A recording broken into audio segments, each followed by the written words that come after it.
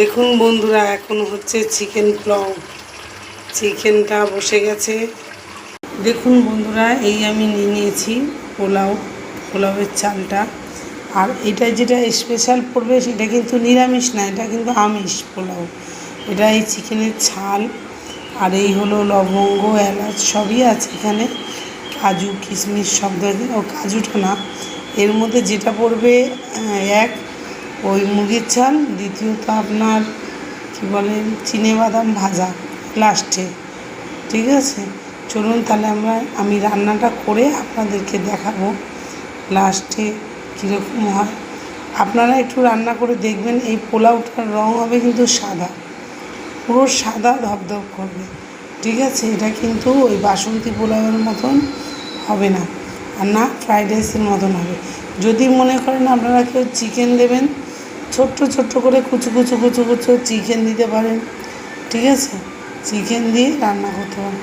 Actually এটা এক ধরনের, যদি চিংড়ি মাছ তাকে অনেকে দেয় ডিম, চিংড়ি মাছ, কিন্তু পোলাও এটা সাদা। ঠিক আছে, এটা ফ্রাইড রাইসও না, কিন্তু সাদা পোলাও, তাও আমিষ। ঠিক আছে, এই দেখুন বন্ধুরা, আমার তাহলে সাদা পোলাও পুরো রেডি। ঠিক আছে, আমি বাদামটা এখনও ভেজে দিতে পারিনি। ঠিক আছে, মেয়ে আর খিদে পেয়ে গেছে মেয়ের জোরে।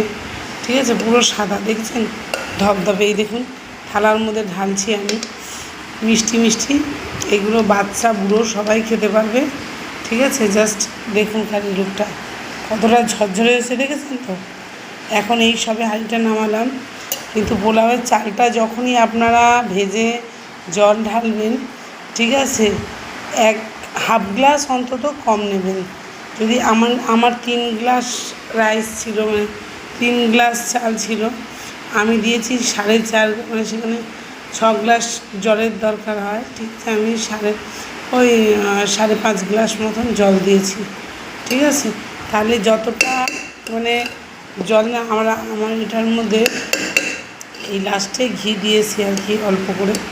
ঠিক আছে, দেখুন কতটা ঝরঝরে আর কতটা সুন্দর হয়েছে, খালি দেখে নিন।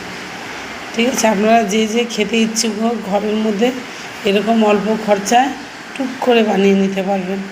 ঠিক আছে, আর যদি বলেন যে রং দেবেন, তাহলে রং দিয়ে পুরো বাসন্তী পোলাও হয়ে যাবে। ঠিক আছে, খেয়ে দেখুন।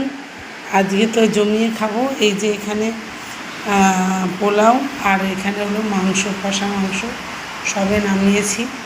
হ্যাঁ, এই আজকে খাবার রেসিপি।